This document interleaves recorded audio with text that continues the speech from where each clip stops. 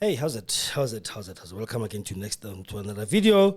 As a student of history myself, I like to go into the archives and look at old history and reminisce on old, like I said, history and just to get some perspective about what happened. So yeah, today we're gonna react to another video. The video is first and foremost, welcome to the Kgosi live show. This is my live show. This is our studio, Kgosi FM, recording live from there every single day, Monday to Friday.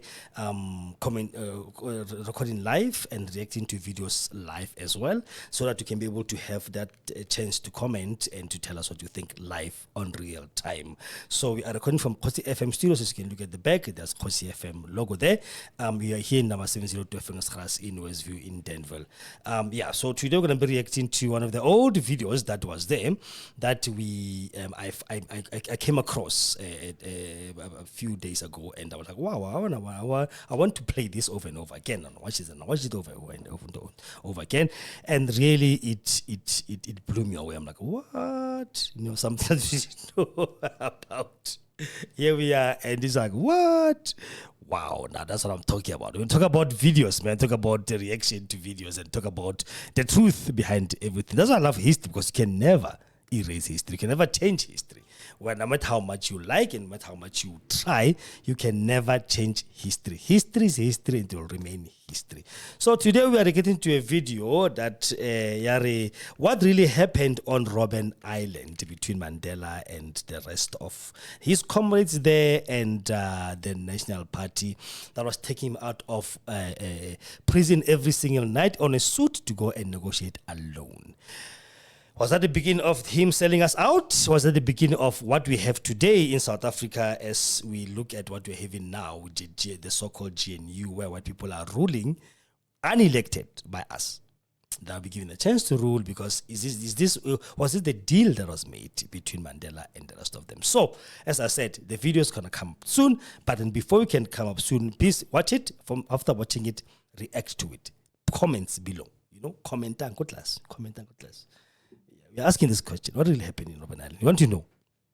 You want to understand, because we have been where we dealt a raw deal, where we just been duped. I've got a minutes, Robben Island, Kgosi minutes. I'm going to react to that soon one day. Someone sent it to me, 301 pages. I'm going to read it there. Kgosi minutes. I'm going to talk about it, and hopefully we will get to the bottom of this, and then we'll be able to understand and know what we are dealing with. So, before talking about Kopili, we've got a sponsor, as you know, as always. We've got a sponsor here on Kgosi FM, and I'm going to play that, and then we can take it from there. Take a listen. This show is brought to you by Segongane Medical Services and Clinic. They are a private clinic situated in number 70 in Westview, Danville. They specialize on the following: primary health care, ailment diagnosis and treatment, including medication, wound care, family planning, well baby clinic, basic ultrasound, laboratory blood services, treatment of chronic illnesses, treatment and management of patients on ARVs, wellness screening, antenatal clinic, HIV services and counseling. They have a pharmacy on site, and they are doing CCMDD services as well, OHS clinic, circumcision clinic and abortion services. Their cell phone number is 064 548 7176 or 071 422 8576. Again, the address is 702 in Westview, Pretoria West in Danville. Cell phone number again is 064 548 7176 or 071 422 8576. Yeah, that is our sponsor for today, Segongane Medical Services and Clinic.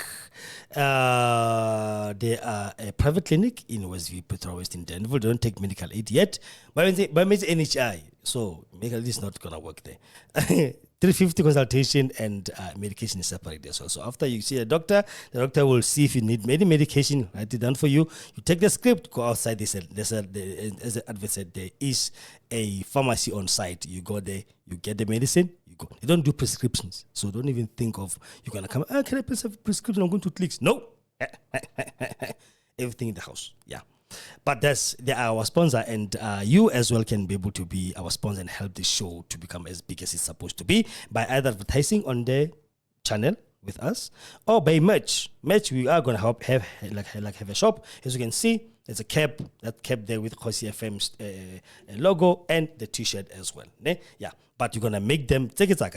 So we're going to make for you. You give me the size, you give me the look, you go whatever you want, then we go get it for you, we print for you and give it to you, and then bam, here you are. Yeah, so you can do that as well to sponsor the show and make us as big as we are supposed to be. So what? The video is coming. Please watch that. Let me know what you think below in the comments, and then we'll talk about it after. When we're done. Sharp. There's a big difference between Zuma. Nobody has been liberated, neither the oppressed people nor the oppressor. Zuma was on Robben Island for 10 years. Nelson Mandela was there for 18 years. And we'd just like to correct an historical error which says that he was on Robben Island for 27 years. That's not true. We saw Nelson Mandela leaving the prison complex dressed in a suit. If they think they can strike a deal with Nelson Mandela and leave us out, they are making a big mistake. So today, as we are talking here, there is a clause in the Constitution, in fact in the Bill of Rights, it's clause 25, which says that no land will exchange hand except through due process of law, which meant you've got to wait until they decide. The oldest serving political prisoner on Robben Island was in fact Jeff Masimula, who spent 27 years there, and he was in fact assassinated shortly after. What has been your impression? I mean, because we just heard from the quote there, you say the legacy of apartheid is still with us. But what has been your impression of the current situation in South Africa since what some describe as so-called liberation? The term so-called liberation is quite accurate, because nobody has been liberated, neither the oppressed people nor the oppressor. When you strike a compromise between the oppressor and the oppressed, something has gone wrong. And that was reflected in what was lauded as a good chance to have reconciliation, which was the Truth and Reconciliation Commission.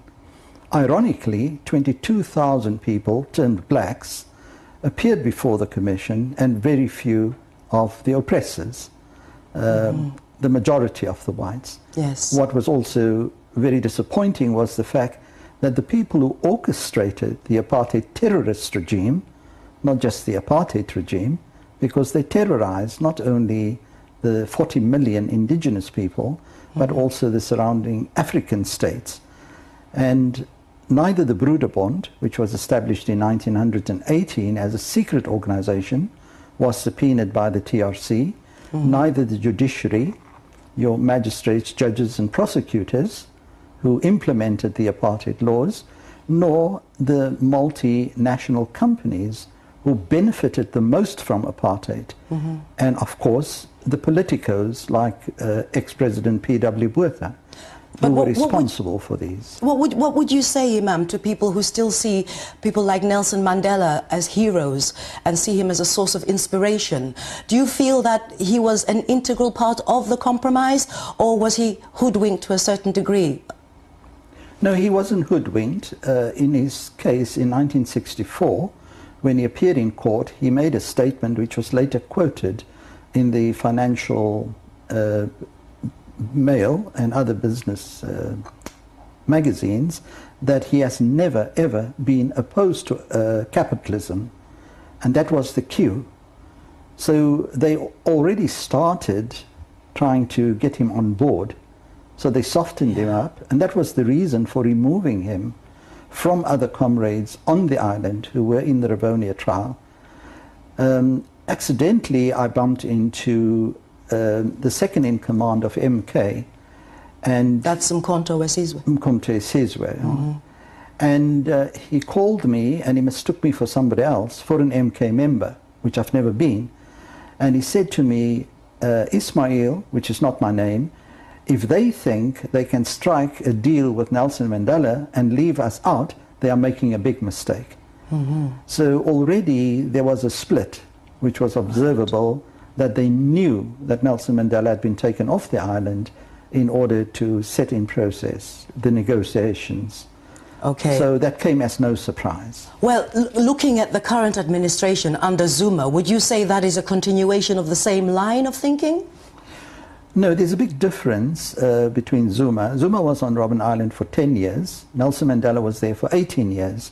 And we'd just like to correct an historical error which says that he was on Robben Island for 27 years. That's not true.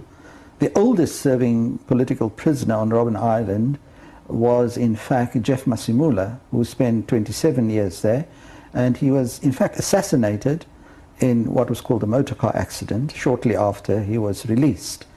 So he definitely was the longest serving prisoner on Robben Island. And he was a member of the Pan-Africanist Congress of Azania, That is correct, a very staunch member who had received life imprisonment way back in 1963. Right. So Nelson Mandela obviously was the key to bringing about the changes. And a lot of the deals that took place, both in Lusaka and London, were directly related to him and involved him. When I was in Pollsmoor prison, way back in the 80s, that would have been around about 86, I was arrested and held in detention. We saw Nelson Mandela leaving the prison complex dressed in a suit, and of course later on we discovered that these meetings were with Kgosi, one of the cabinet ministers. So obviously later on they confirmed that, and even meetings with the head of intelligence, Dr. Neil Barnard, and others. So it was a long process which started way back in 1982, and of course you had the Dakar conference and other feelers that were sent out. But it was very well orchestrated.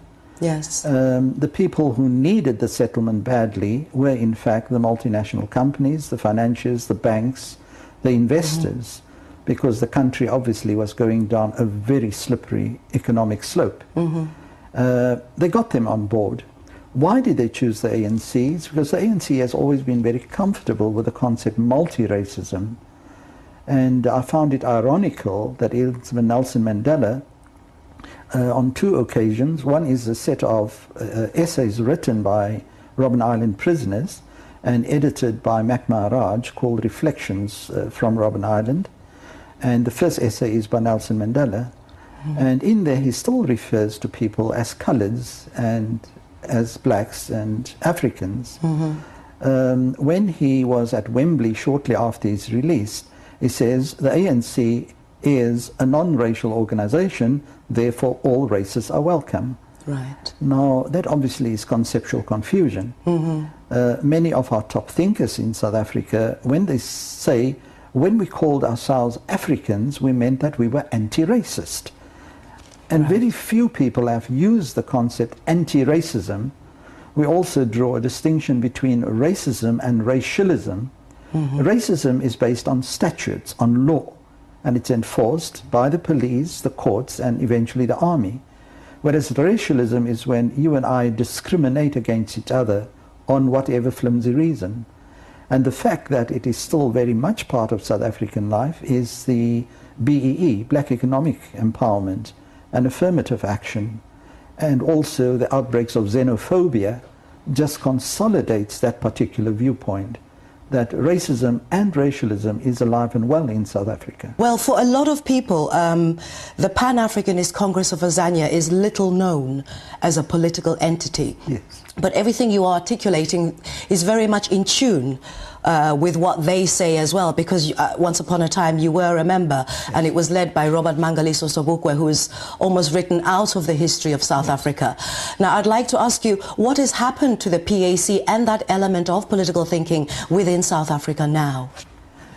Yeah, you are quite right. Robert Sobukwe was on Robben Island. He was held there for 6 years, and he was the only prisoner in the world who was held on Robben Island as a political prisoner due to a law passed in Parliament just for him. And it's known as the Sobukwe Clause. And every year they had to renew his detention, and they had a very good reason, because they compared him to the late Albert Luthuli, Chief Albert Luthuli, and said, why couldn't you just ban Sobukwe but release him from Robben Island? And the then Minister of Justice said, it's like comparing a heavyweight boxer with a flyweight boxer. Sobukwe had a lot of clout, and his most important clout was intellectual. And that, sadly, that heritage has not been very well looked after, because what is now called, people called coloureds, he rejected and said those who are called coloureds are in fact indigenous Africans, because they're descendant from mothers or fathers who were indigenous. And if I could interrupt you a little bit, he's the only African who I've heard defining an African not by the color of their skin or even by their heritage, but by their love of the motherland Africa. And he saw that as the only way to resolve the contradictions to do with racial heritage within South Africa. Did you agree with that? Yes, I fully agree with that. Yeah. That is why I eventually joined the PAC. I was fortunate enough to serve for some period as chairman of the Western Cape, and subsequently as National Secretary General.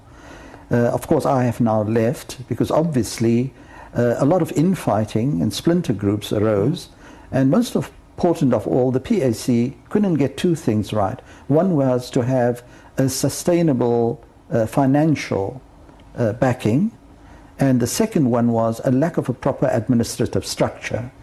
So based on that, they were not going to go anywhere. No. But they would have been opposed in any case by all the imperialist and neocolonialist powers in the world and on the African continent, because the national problem is essentially the regaining, the repossession of the land which was taken from the African people. So today, as we are talking here, there is a clause in the Constitution, in fact in the Bill of Rights, it's clause 25, which says that no land will exchange hand except through due process of law, which meant you've got to wait until they decide on this idea of willing buyer, willing seller, which they tried in Zimbabwe. Okay. And this brings me up to another issue I'd really like to discuss with you in some depth. It is to do with another land question, the situation of Palestine. Yes. And you have said that the legacy of apartheid is very similar to the existence of Zionism. Could you tell us why this analogy is so strong in your mind? Yeah. Perhaps you've got my quote wrong, because I don't see similarities, because Zionism is 1,000 times worse than apartheid. So we are not so much interested in the similarities, but in the dissimilarities. In all the years that we were under the colonial rulers from 1652 until the apartheid regime took power in 1948, we have never ever had an African township bombed with F-16 fighters. We have never had massacres on the scale that have taken place in occupied Palestine. And when I say occupied Palestine, I mean the entirety of Israel that was established in 1947, and also the subsequent conquest, 1967, and the expansion, taking away of East Jerusalem, the West Bank, etc. It is definitely worse, because none of the Afrikaners in South Africa ever believed that God gave them that land. Whereas the Zionists are saying that the only title deeds they have to the land of Palestine is the Bible. So that makes it worse. And my understanding of history as well is before they decided upon Palestine, they were considering a certain part of Africa as the homeland for the Jews. Uganda, to be precise. Yes. Yeah. Okay. But it's good to share platforms with the rabbis of the Neturei Karta, because they don't believe that Israel has a right to exist, and that no Jew has the right to take land belonging to another people. So it is this lie that there will be land, people without land, right, taking land without people. But that was not true. When the last British census was held in then the Palestinian Mandate, they actually discovered that only 10% of the population were classified Jews. And this indicates that here was a land grab of massive proportions, accompanied by what can only be described as genocide. We don't buy into this idea that only Rwanda, Burundi had a genocide. They even refuse to recognize the one in Bosnia-Herzegovina. But they glorify the Holocaust as if it's the Holocaust, with a definite article in front. In other words, there's only one Holocaust that took place. But if Holocaust means to eradicate the whole or part of a population, especially the civilian population, through deliberate, systematic extermination, then I would say the bombing of Hiroshima and Nagasaki also counts as a Holocaust. Because here were hundreds of thousands of Japanese who were killed on the 6th and the 9th of August 1945, and they were not only exterminated, they were incinerated, they were obliterated and cremated at the same time within a couple of seconds. Now that is a genuine Holocaust. People were consumed by fire. Okay, do you feel a lot of the points of view you are articulating, some might call as extremely radical or leftist, whatever term they want to use. Yes. Do you feel that in the course of time, everything you are articulating will actually be common knowledge, as some of the things you've said about South Africa since so-called liberation is now common knowledge and understood by a lot of people? Do you feel in the course of time similar things will be thought about the existing state of Israel? Yes, most definitely. The fact that there is a big clash within Israel between the Orthodox Jews and the Zionists. Theodor Herzl said that Zionism must remain secular. He wrote a letter to Cecil John Rhodes in 1902, and he said, I need to speak to you because your project, which meant the colonization of southern and northern Rhodesia at the time, that was 1896, are both colonial projects. Now there you have it out of the horse's mouth, the father of Zionism.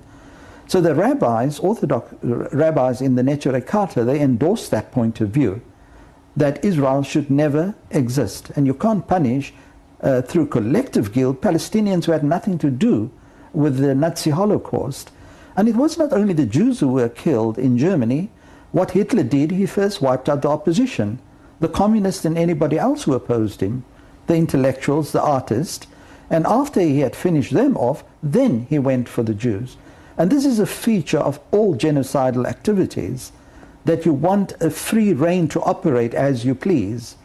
And somebody benefits from a Holocaust and from a genocide.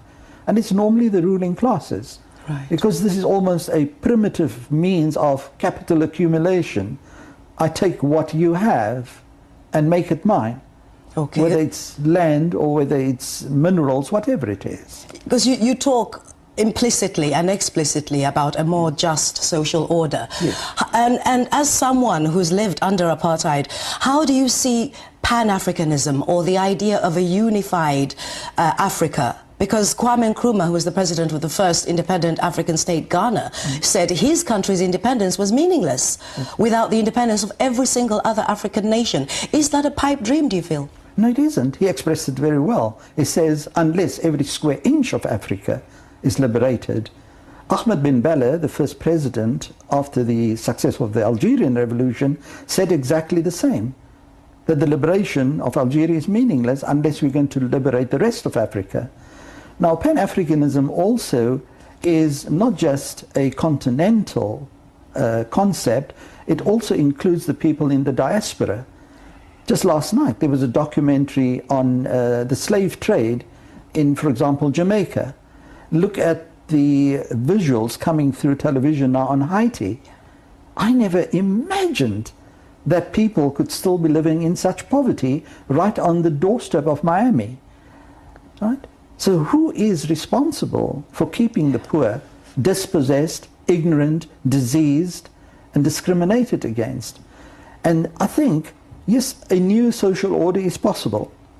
As one of the other former Robben Island prisoners said, throughout his whole life, he died on Boxing Day, the 26th of December last year, as Professor Dennis Brutus. And he persisted in the idea that an alternative world is possible, and definitely an alternative economic order must be the prerequisite for that.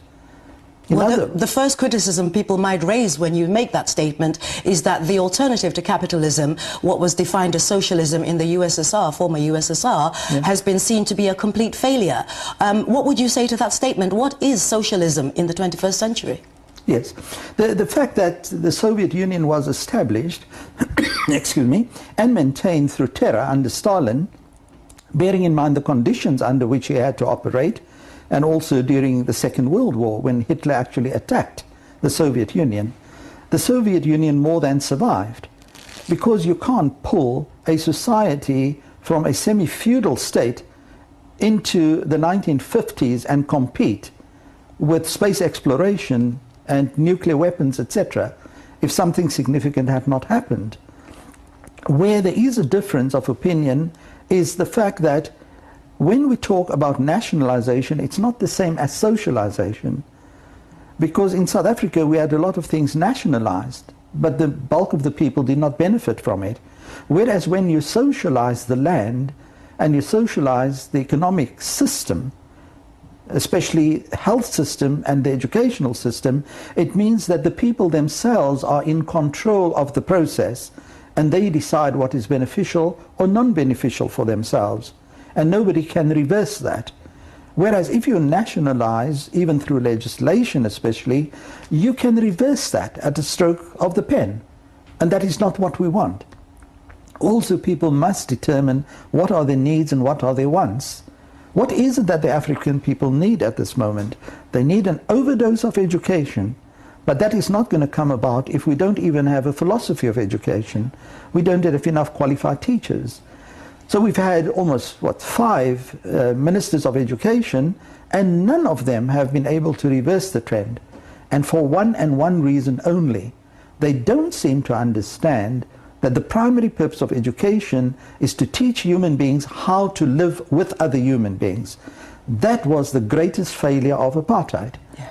And they failed because apartheid as a system was based on irrationality.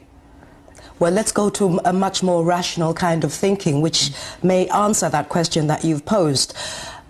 Spiritualism is something Africa is not short of. We have people who are passionate Christians, passionate Muslims, passionate animists, but very passionate about their spiritual heritage. How do you see a resolution, a kind of unification, if you like, of thinking around spiritual thought within Africa? Because all the Western media predominantly tells us is that Muslims and Christians will forever be fighting. Yeah, it's a blatant lie. It serves the interest to pitch on the basis of divide and rule, to put one group against another, one tribe against another, and they reap the benefits. And this has been happening since the oppressors set foot in Africa. Just look at the division that they caused from 1884 onwards. And prior to that, from 1432, with the advent of the African slave trade, they first had to dehumanize Africans by saying they are heathens, they are backwards, they are barbarians, etc. So once you've dehumanized the people, then the next stage is you can safely eliminate them and having a clear conscience. A slave trade endured for 400 years. And in that period, according to Basil Davidson, he says in a book called Black Mother, approximately and conservatively 100 million Africans were taken off the African continent. Now, when you take a slave, you normally choose the best, the strongest, the fittest, the most fertile. And that is how we land up with these magnificent specimens in what is called the New World. Yes. Right? The descendants of Hussein Bolt. Yes. What a magnificent specimen of humanity. They even call him an alien because there's nobody on planet Earth that runs as fast as he does. But all of this indicates that slavery destroyed and ravaged large sectors of the African population, both in South Africa, where slavery only ended on the 1st of December 1832. Angola has a terrible history of slavery, massacres, Mozambique, the West Coast, the Gold Coast as they used to call it. And we can't undo that, but at least there should be reparations for that. And that is something that needs to get into the international arena. But what would you say to a young person, because new young souls are being born every second that we're speaking, a young African who is looking forward to the future? I mean, what would you say to them in terms of the hopes and dreams that you would like to see within your lifetime? What kind of inspiration perhaps could the Quran give, or the Bible, or any kind of spiritual thinking to help young people live lives that are of benefit to all? Yeah, it's a very important question. Just a few days ago, one elderly retired principal said to me, you know, in the pre-Islamic era, and then I said, just wait a minute, when was that? When was God born? Yeah. And then she understood Yeah. that there's been Yeah. no period in man's life that can be called pre-Islamic, because they think Islam started with the birth of the Prophet or with the revelation of the Quran. But then the Quran Yeah. itself says that Abraham and Moses and Jesus were all Muslims. They submitted to the will of God. So that is why I'm saying there's no necessity for Muslims, Jews and Christians to be fighting each other. They should be understanding what the revelation is about. Yes. And there's a very important principle which says that if you kill one innocent person, it's as if you've killed the whole of humanity. And if you save the life of one innocent person, it's as if you've saved the whole of humanity. And the Prophet Muhammad actually endorsed that very beautifully by saying that the best human being is the one who is most beneficial to humanity.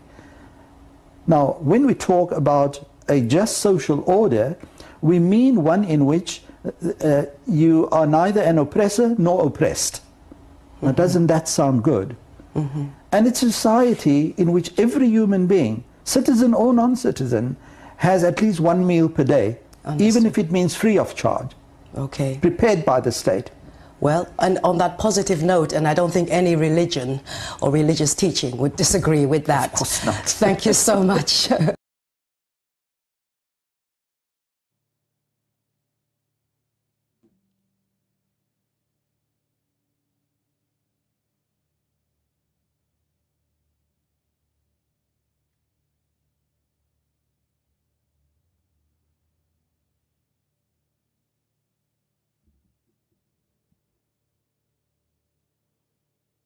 Okay. Yeah. Okay. Oh, yes. I don't know what to say, but I don't have much. But I've got questions. Questions, Tahori. Were we sold out? That's the first question. Why did they only want him alone, Mandela, without anybody else? Why all of a sudden he speak about the Rainbow Nation, forgive and forget, and that fast the TRC, where they are seen to be doing something, not really doing anything, because the biggest kingpins like PW Botha refused to go there. He was fined. He was not jailed for 12 months like our one president that was jailed, not going to testify, in a commission. He was jailed for 12 months by a very black judge. You know why I emphasize that? Because it's so heartbreaking to see our struggle of our mothers and fathers being betrayed like this. It's heartbreaking to see this happening. It's just destructive. It just gets to me, to see this happening, and people who we trusted with our votes, that they are there to fight for us, are now selling us out like that. I'm going to give much of my own opinion. I gave you the video, so I want you guys to tell me what you think. Comment below, please. Comment below, and don't forget to subscribe and like and share our videos as well, okay? I'm just a humble black man. With this, I just did it from my own pockets, from scratch. No sponsor, no nothing except Segongane, which is my clinic, by the way. Yeah. So please, comment below and tell me what you think. Okay? Do it. Bye. See you in the next video. Bye.